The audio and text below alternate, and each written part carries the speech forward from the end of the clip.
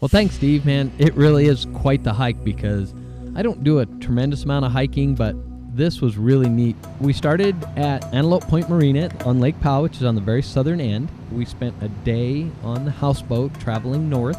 It was really kind of cool because we had pictures of where one of the original trails, we were out finding this original trail that was the first white man to ever see Rainbow Bridge.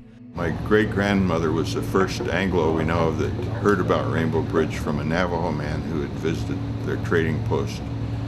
And so my great-grandfather got interested in it, and he was a guide on the 1909 discovery expedition to Rainbow Bridge.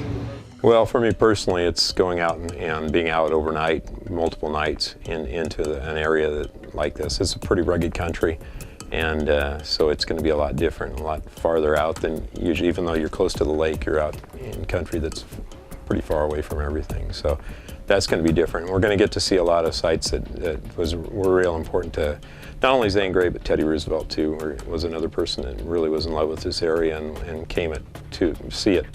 So by matching up the old photos from Teddy Roosevelt's trip, we were able to recreate the early route across this precarious section.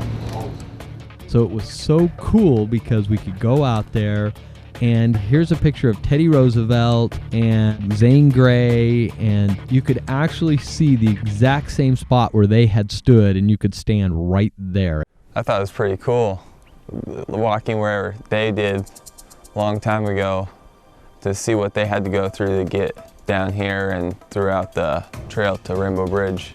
And there was like a little bush where we found this spot in the rock and everything, and that bush was still there. It wasn't even much bigger. It was basically the same little bush growing out of this rock cropping, and it was so cool. And so we went along piece by piece and kind of put it together with the photos of exactly where they had gone and got onto that original trail.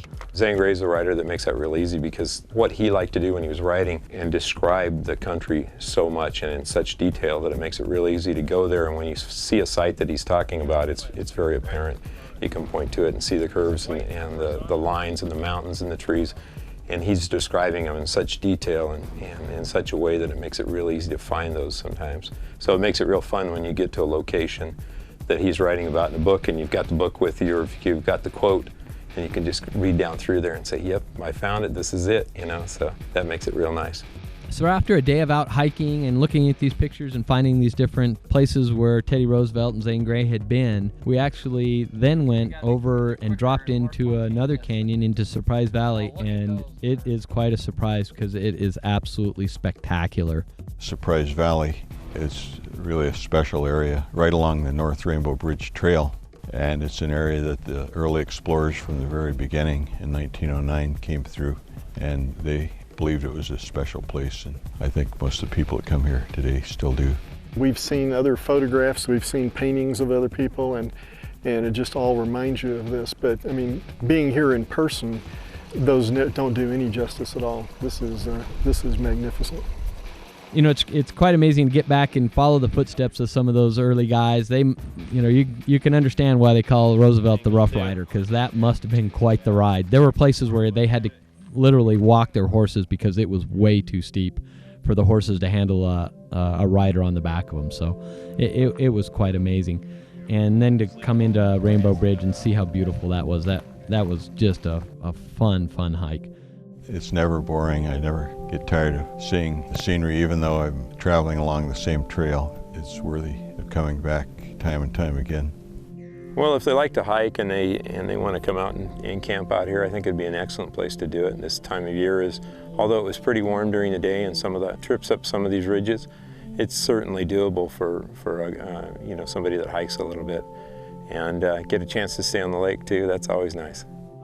I'd really recommend you get out and go and see the different things there are to do at Lake Powell. There are ATV trails, hiking trails, kayaking, and everything else that you can do down there besides just going houseboating or water skiing.